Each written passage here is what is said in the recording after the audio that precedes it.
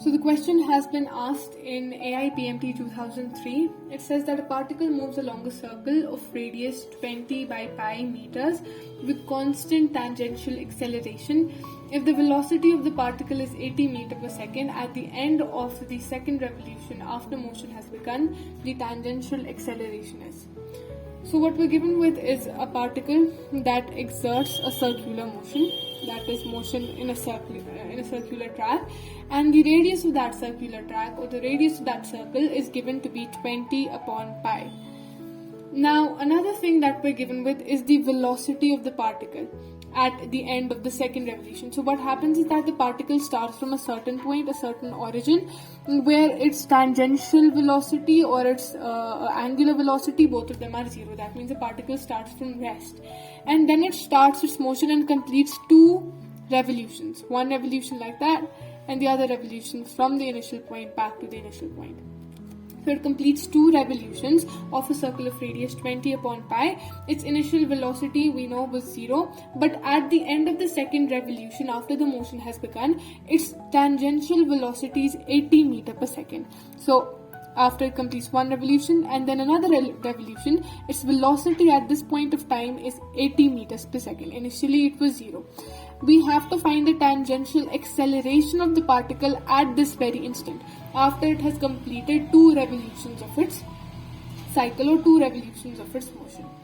Now the first thing that we're going to do is that we are going to find omega or angular velocity, because we are given with the general velocity or the tangential velocity of this particular particle when it has completed two revolutions of its motion. Now if we find the omega or the angular velocity at this point but not at the initial stage after it has completed its two revolutions of motion, at that particular point we have to find its angular velocity, and we know the formula omega equals v upon r. V is given, r is given. Velocity at this point is 80 meters per second.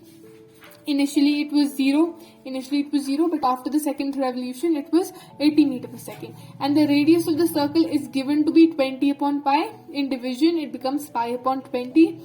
0 cancels out with 0, 2 1s are 2, 2 4s are. So the angular velocity of the particle after the end of the second revolution is 4 pi radian per second. Initially it was 0. Right? Now we have to calculate the tangential acceleration, but before that we are going to calculate the acceleration in the angular velocity, or the change in the angular velocity in certain instants of time. So we have to find the angular acceleration, that is alpha, and then we can find the tangential acceleration. Now since this motion is uniformly accelerated, we can use the equations of motion. V square minus u square equals 2as, or v square equals u square plus 2as. Now here we are taking as our angular velocity, that is omega square, and this omega is basically our final angular velocity, and this omega naught is our initial velocity, omega naught, that was initially given to us as 0. So omega square equals u square, that is omega naught square, plus 2as. Alpha here is the angular acceleration and theta is the displacement or the angular displacement that we have done. Now omega or the angular velocity, the final angular velocity, because the initial angular velocity was 0, the final angular velocity, we found that out, it is 4 pi radian per second. So we're going to do 4 pi square, the initial angular velocity is 0, and 2 alpha theta. So theta is basically the displacement of the particle. Now generally one revolution is 2 pi. So 2 revolutions is going to be 2 pi multiplied by 2, that's going to be 4 pi. So 1 revolution is going to be 2 pi, and 2 revolutions is going to be 2 pi, and again 2 pi, we're going to have 4 pi. We generally have to find out this alpha, that is the angular acceleration.